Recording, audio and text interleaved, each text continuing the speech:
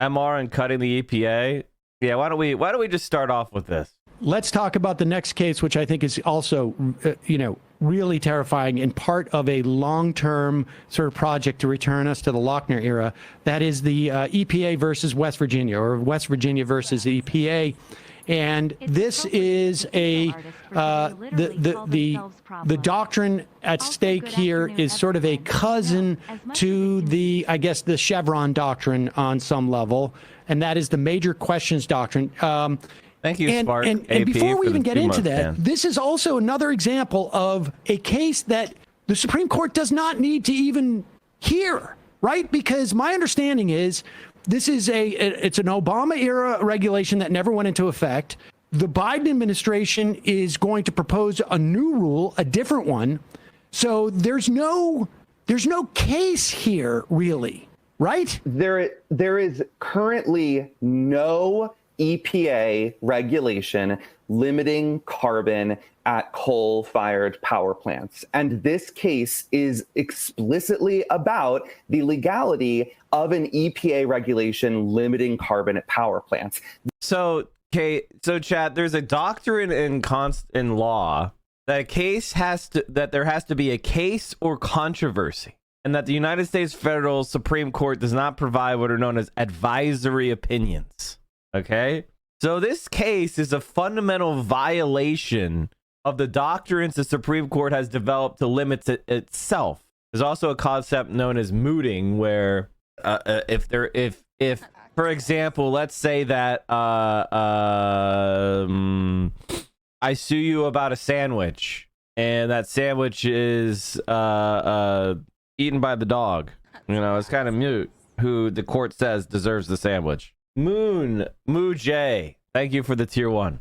Rastafario, thank you for the 29 months. There is no controversy. There is no rule to strike down.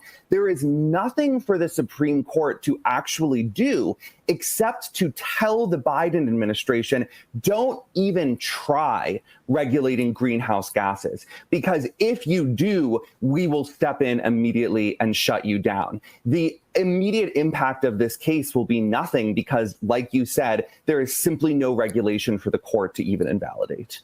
And generally, it's been the case that the court says, since there's no controversy, and since this will have only hypothetical implications going forward, we don't know what the Biden administration is going to propose, we wouldn't handle this case unless we basically want to say, hey, the whole way that you've been doing government for the past 90 years, yeah, that's changing now. Yes. And that language comes from the Constitution, which says that the Supreme Court can only decide a case Marvin, or thank you for 15 months. And so the idea of resolving hypothetical future disputes is really anathema to judicial review. But, the conservative justices don't care anymore. Judicial pre-review. And do you see that this is going to, frankly, what it seems to me that there's going to be a lot more cases in the coming year that are targeting preemptively regulations from the Biden administration. Absolutely. And I don't know if you followed the social cost of carbon case, but this was a recent example of what you just described, Emma, where Biden convened this working group that was going to figure out basically the externalities of carbon. How much does it cost society and humans and the earth per ton of carbon? And eventually the results of that group were going to be factored into regulations. But this was just a bunch of eggheads working together on Zoom. And a Trump judge issued a nationwide injunction blocking the existence of that working group because he said that they would eventually produce a result that would hurt states that produce fossil fuels. That's bat crap crazy. I hadn't heard about that. That's absolutely nuts. That's absolutely. You're going to enjoin the government from doing research? Yes, that is literally what this court did. Now, thankfully, the Fifth Circuit actually stepped in and reversed that judge because it was a rare, sane panel of the Fifth Circuit. It was not crazy Trump judges. All right, I just want people to understand this. When you have a circuit court, there's usually 11 justices on it? More than that. Okay. Up to, 15, it's like 20, 20. 23, okay. 30. It depends on the circuit size. When they hear a case like that, they'll have a panel of 3 judges who are picked out of a hat, more or less, or are they assigned? And they make a decision. If you luck out And on the Fifth Circuit, the vast majority of them are George W. Bush and Trump judges.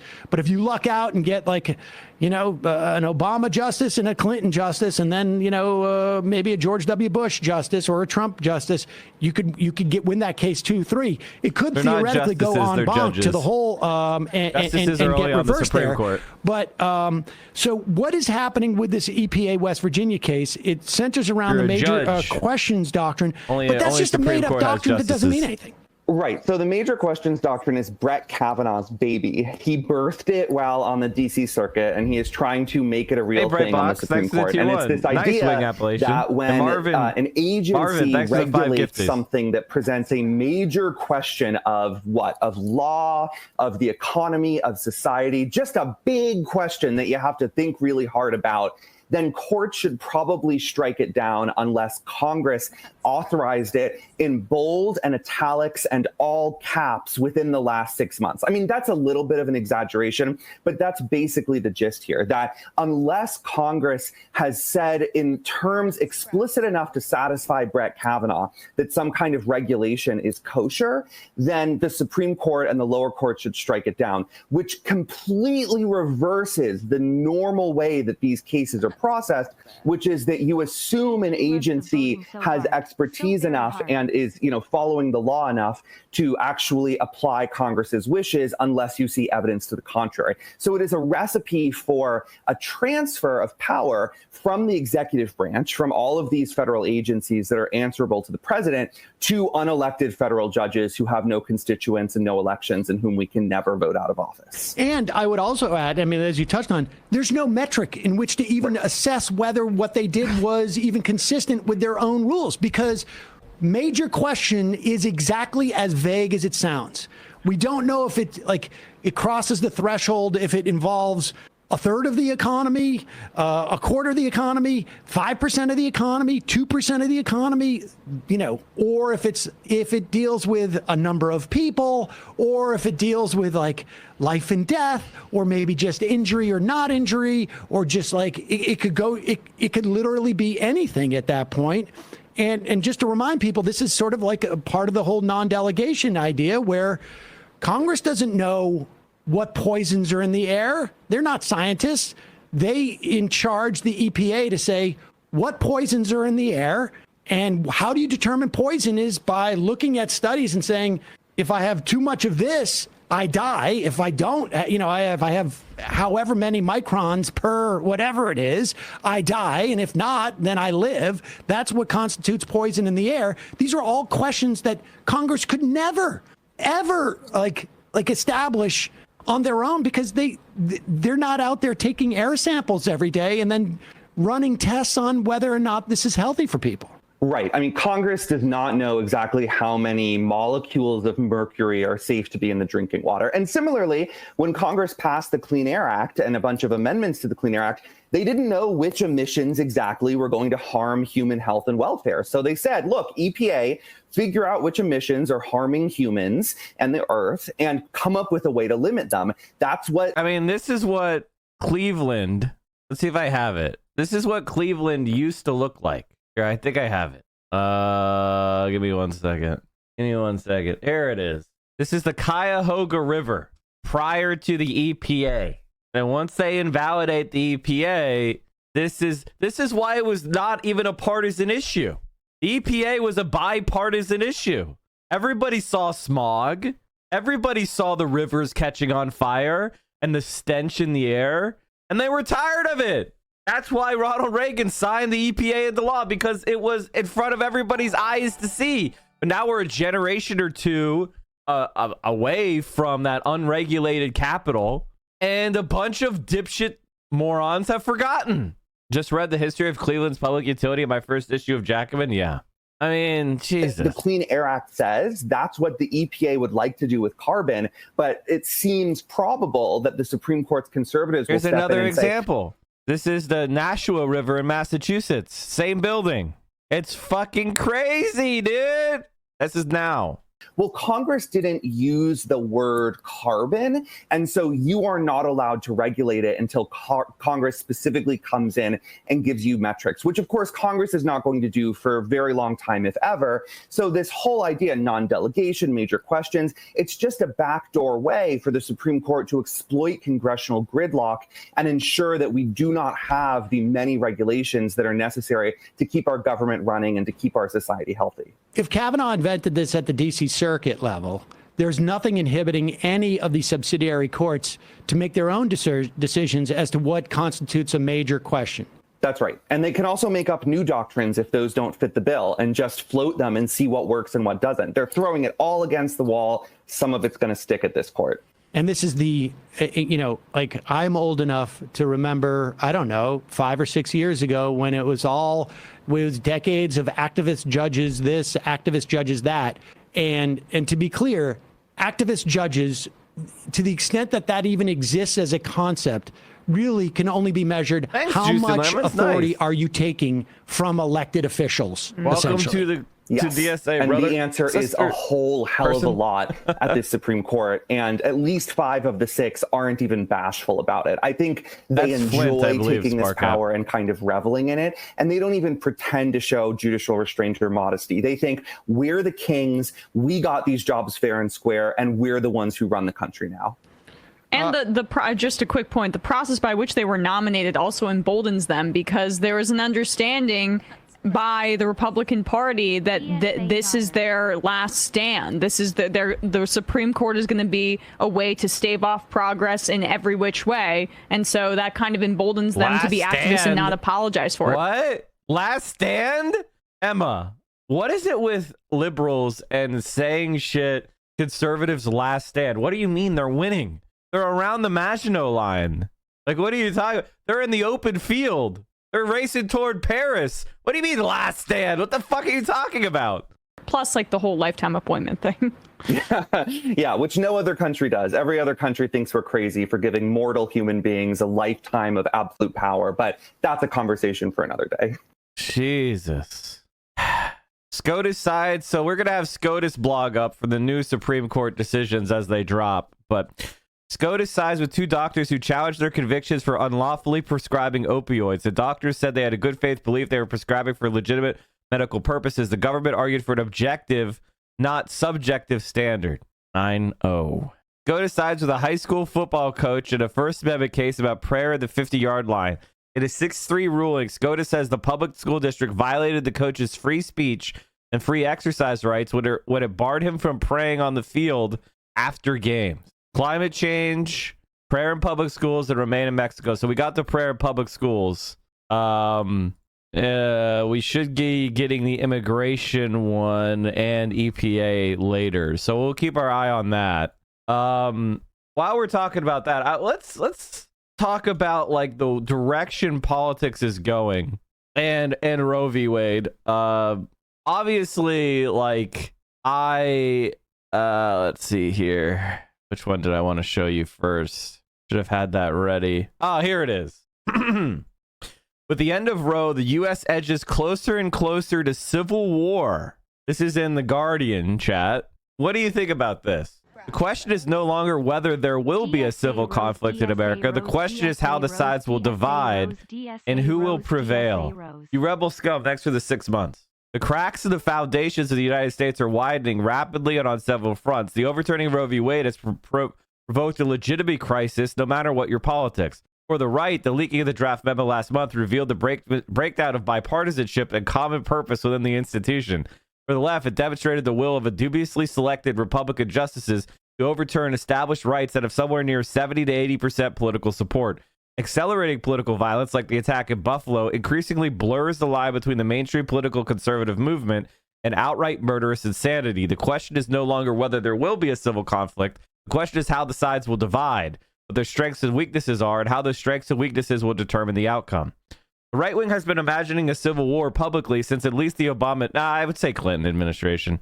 Back in 2016, when it looked like Hillary Clinton would win the election, then Kentucky Governor Matt Bevin described the possibility in apocalyptic terms. The roots of the tree of liberty are watered by what? The blood. Of who? The tyrants, to be sure, but who else? the patriots, whose blood will be shed. It may be that of those in this room. It may be that of our children and grandchildren, he told supporters at the Values Voters Summit. The possibility of civil war has long been a mainstay of right-wing talk radio. Needless to say, when the right conjures these fantasies of cleansing violence, they tend to fantasize their own victory. Steve King, while still a congressman from Iowa, tweeted an image of a red and blue America at war with the line, "Folks keep talking about another civil war. One side has about 8 trillion bullets, while the other side doesn't even know which bathroom to use." Anytime anyone acts on their violent rhetoric, the right-wing politicians and media elites are appalled that anyone would connect what they say to what others do. We need to understand we're under attack, and we need to understand this 21st century warfare and get on a war footing, Alex Jones said in the lead up to the Capitol riot. According to a New York Times series, Tucker Carlson has articulated the theory of white replacement more than 400 times on his show. Calls to violence are normal in right-wing media. Calls to resist white replacement are normal in right-wing media. The inevitable result is the violent promotion of resistance to white replacement. Republican politicians like Arizona State Senator Wendy Rogers and New York Congresswoman Elise Stefanik are outraged when their 1 + 1 turns out to equal 2, but their outrage is increasingly unbelievable even to themselves. America is witnessing a technique used in political struggles all over the world. Movements devoted to the overthrow of elected governments tend to divide into armed and political wings, which gives multiple avenues to approach their goals, as well as the cover of plausible deniability for their violence. The left-wing American political class, incredibly, continues to cling to its defunct institutional ideals. Historical analogy that I think is the most apt is the Spanish Civil War.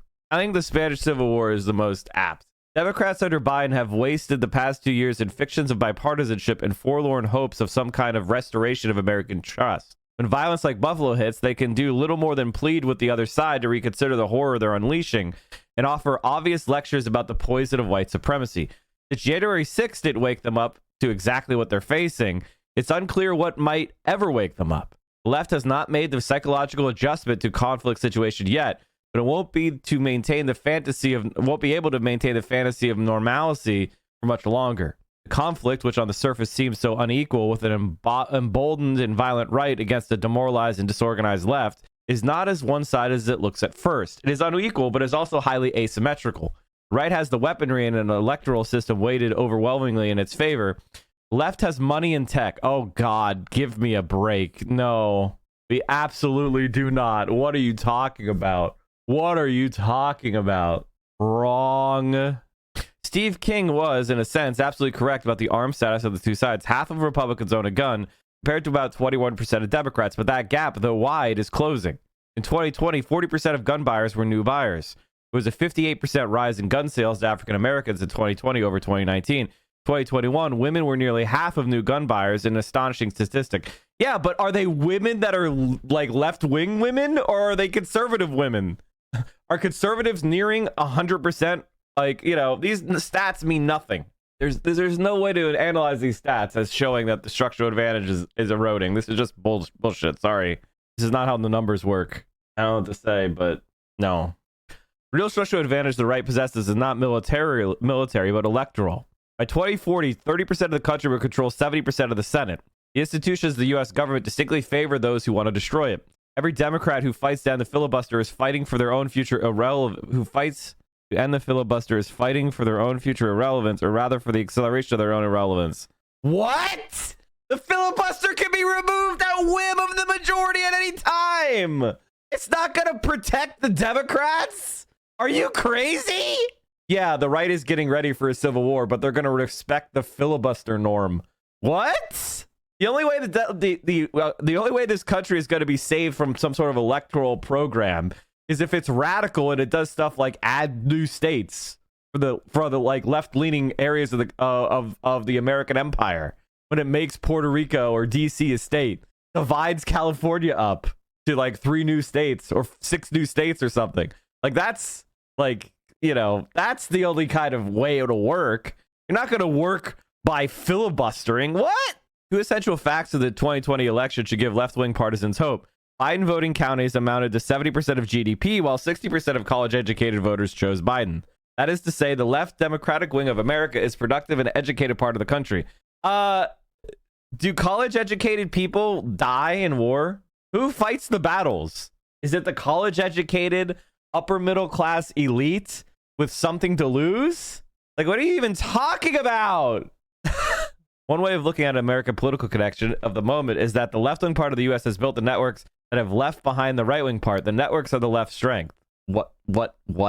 I wanted to read this because it had a eye-popping headline, but at the same time, the copium is so strong.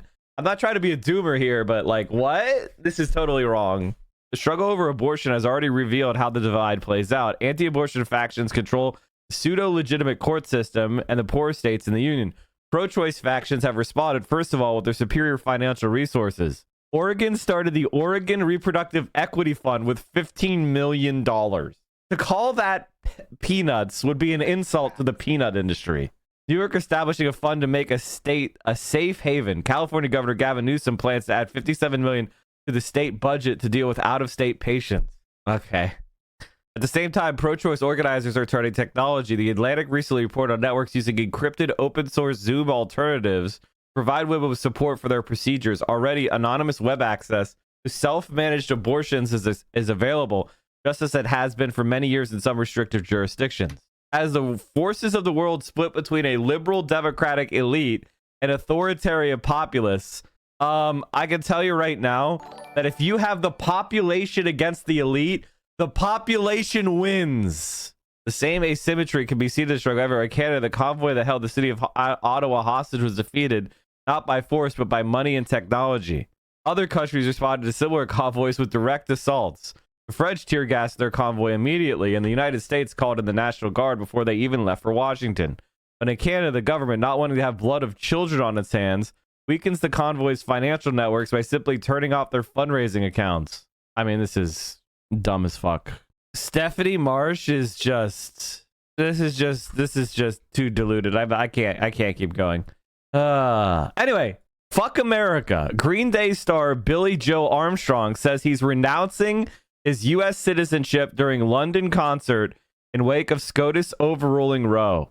Green Day star Billie Joe Armstrong says he's renouncing his U.S. citizenship. He said, "There's just too much fucking stupid in the world to go back to that miserable fucking excuse for a country." Damn, dude. Consequences claim he told the crowd, "Fuck the Supreme Court of America," before playing American Idiot. Damn, dude. Are you watching the stream unsubbed? You're making income inequality worse. You are doing anti-praxis. We are the only Twitch stream that will not accept scam advertisers, and I will never fuck you over by selling you crap.